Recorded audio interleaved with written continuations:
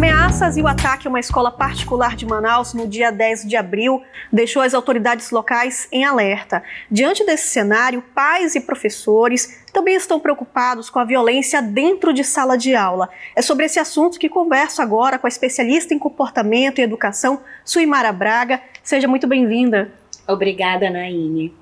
Então, Suimara, para a gente poder conversar essa entrevista, para esclarecer dúvidas, né, e até como orientação também aos pais e aos educadores, qual análise a gente pode fazer sobre essa realidade na educação de hoje? É uma realidade lamentável, né? É triste, mas a gente precisa conversar abertamente sobre o assunto e saber que separar esses papéis, né? A gente vive não posso dizer pós-pandemia, mas um período muito crítico da pandemia em que a gente pode relacionar, nós temos vários contextos para conversar, mas a gente pode relacionar, sim, a um período em que essas crianças, esses jovens tiveram que ser ensinados a utilizar as mídias digitais, eles estiveram dentro, né, desse mundo digital de uma maneira muito intensa, tanto para estudar, continuar os estudos e até dentro de um ambiente muito vulnerável, dentro de um ambiente em que um período em que a gente não sabia muito bem para onde ir, né, e dentro de casa os papéis muito misturados, né, pai tendo que trabalhar, tendo que cuidar da casa, família, essa criança, esse adolescente muito envolvido dentro dessa rede digital, né? Alguns utilizando sim como uma maneira de escape, outros tendo que fazer pesquisas de escola, etc. Então, muito foi apresentado desse mundo digital e eu acho que neste período, né, de isolamento, a escola, que sempre foi um lugar de escuta, começou a ser também um ambiente em que faltou essa parte do desenvolvimento social, das trocas humanas, e daí a gente tem um primeiro momento, um momento em que essas crianças e esses jovens, eles passaram por muitas fragilidades, a gente não sabe como muitos deles elaboraram todas essas perdas, todo esse momento, e aí agora a gente vê parte, né, desse problema sendo traduzido dentro de tanta violência, dentro de tanta forma de pedido de socorro, por exemplo, que a gente pode interpretar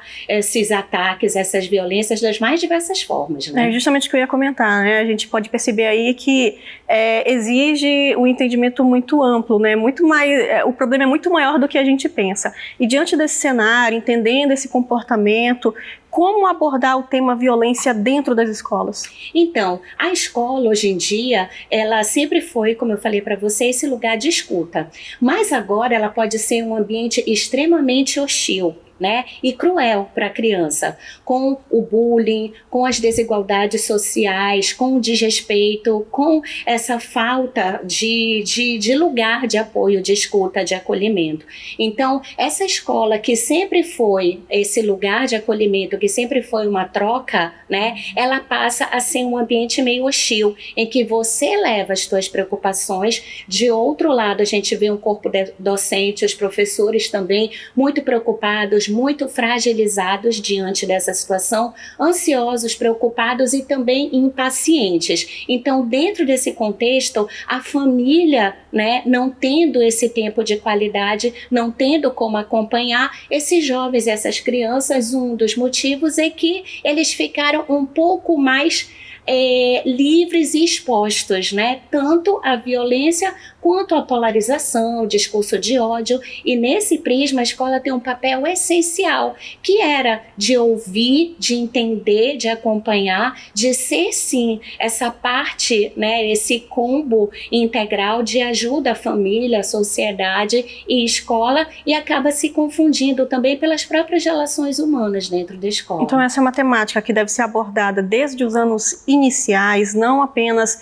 tratar fortemente do tema na adolescência? Na adolescência e desde a tenra infância, né? Porque essa criança também tem emoções. Essa criança também, ela passa, ela vive, ela é uma esponjinha. Então, ela vive muito do comportamento do que ela vê, do exemplo. Então, se você não tem uma presença constante, se você não tem um tempo de qualidade, se você não está conversando com essa criança em casa e com esse adolescente, você não sabe o tipo de conteúdo que ele está tendo acesso, o tipo de linguagem, o tipo de posicionamento que ele está tendo em casa em relação aos mais diversos e variados assuntos. Então, eu acho que a presença e esse acompanhamento, ele deve permear desde os primeiros momentos de vida da criança até essa fase da adolescência, porque essa fase da adolescência, que todos os valores incutidos em sala, seja em casa, seja pelos pais, cuidadores, quem estava mais presente no dia a dia daquela criança,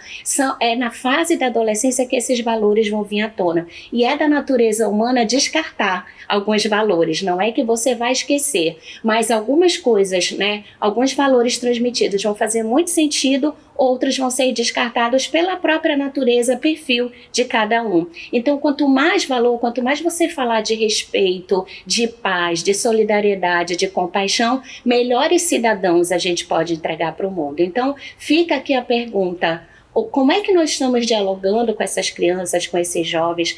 Será que nós estamos tendo o tempo suficiente? Eu sei que o cansaço, eu sei que todos estamos drenados, muita gente correndo atrás ainda, né, passando por um período de transição muito preocupante, desemprego, perdas das mais diversas naturezas e esferas, mas é necessário que a gente tenha esse papel, sobretudo pai e mãe, de você se dedicar, né? Não tem assim um desisto de você. Pai e mãe nunca pode desistir de um filho, né? E a gente vai, a partir de casa, dando esses exemplos de como eles podem ser melhores pessoas. E eles vão arrastando esse exemplo, né? Então, se surfar um pouquinho dentro de casa, devido aos mais variados contextos, né? Muitas famílias tendo que batalhar, etc. Mas é necessário que essa presença, que a gente viva esse dia a dia e que a gente esteja muito ciente quem é essa criança, esse adolescente que está convivendo comigo em casa, quem são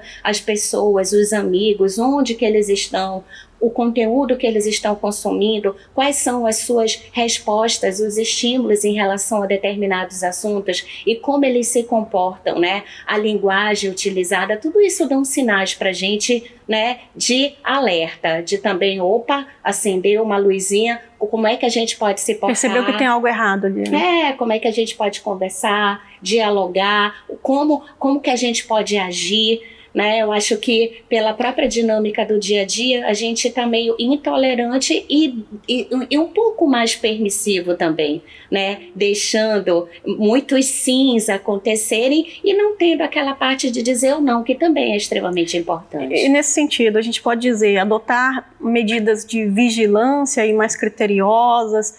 Eu acho que em casa a gente sempre tem que trabalhar a confiança, porque quando você trabalha a confiança, quando você diz assim para o seu filho, né, eu tô aqui, que você conversa com ele, que você estabelece esse vínculo, olha, você errou, mas você poderia ter feito dessa forma, sim impor limite, a gente precisa, todo mundo precisa, criança, adolescente, precisa receber nãos, até para que eles possam entender frustrações, eles possam entender ganhar e perder, é muito importante esse tipo de conversa, e também dentro dessa base de diálogo, a gente está disposto a ouvir. Em casa nós estamos, né, ouvindo cada vez menos, porque essa criança, esses jovens, eles também têm muito a dizer, até o silêncio grita. Até o silêncio fala pra gente. E não se percebe, né? Não se percebe. Então, quando a criança, adolescente está muito na dele, muito introspectivo, o que será? Como será que ele está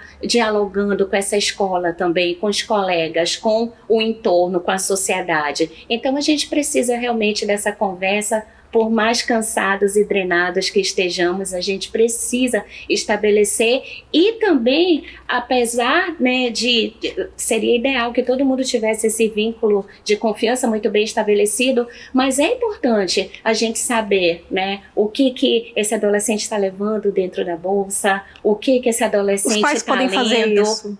Com certeza. Não esperar uma atitude da escola, né? Ah, com certeza. Dá uma olhada, tá presente. Eu acho que nunca se falou tanto de presença. A gente falava tanto de tempo de qualidade, passar mais tempo, fazer atividades, conversar. Eu acho que agora é a presença. Aquela presença que é ativa mesmo, em que nós temos responsabilidades por essas crianças e esses jovens que a gente está criando, ajudando a formar, né? A gente falou um pouco sobre a questão da responsabilidade dos pais, né? Que a escola tem esse papel também, né? É um trabalho conjunto, na verdade.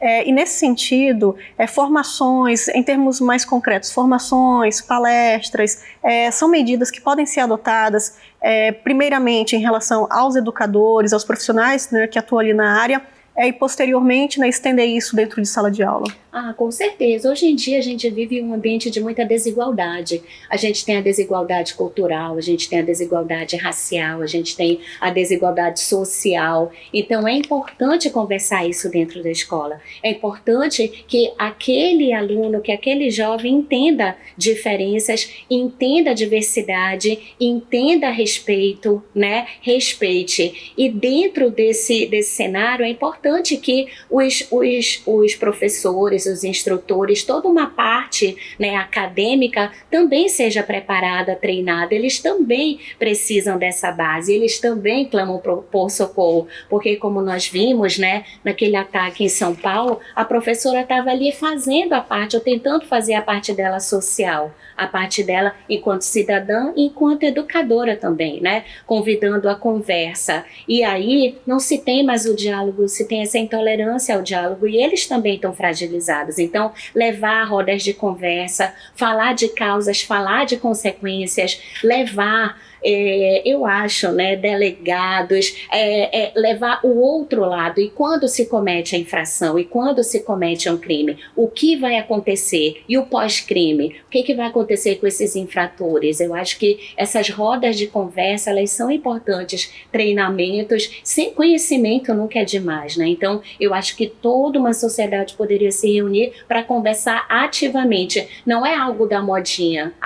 Isso é o assunto da moda, vai passar. Não, vai perdurar se a gente não conversar sobre isso ativo e francamente, né? Ampliar, né, esse debate dentro do ambiente escolar. Ampliar e permanecer. Suimara, quero aqui agradecer a participação, a entrevista, os esclarecimentos, orientações que são tão importantes para os pais, para os responsáveis, né? Para que todo mundo aí esteja conectado com o mesmo pensamento e não se esqueça de manter essa vigilância em relação às crianças, adolescentes que precisam dessa atenção dentro de casa, né, que a educação começa em casa e depois se estender ao ambiente escolar juntamente ali com os professores. É verdade. Agradeço a entrevista e deixo aqui, né, uma dica de ouro. Vamos ensinar respeito, porque respeito é a base de tudo. Obrigada. Então fica a dica, né, para você que é pai, para você que é mãe, né, ficar mais atento em relação aos seus filhos, crianças e adolescentes, tratar desse tema da violência desde cedo.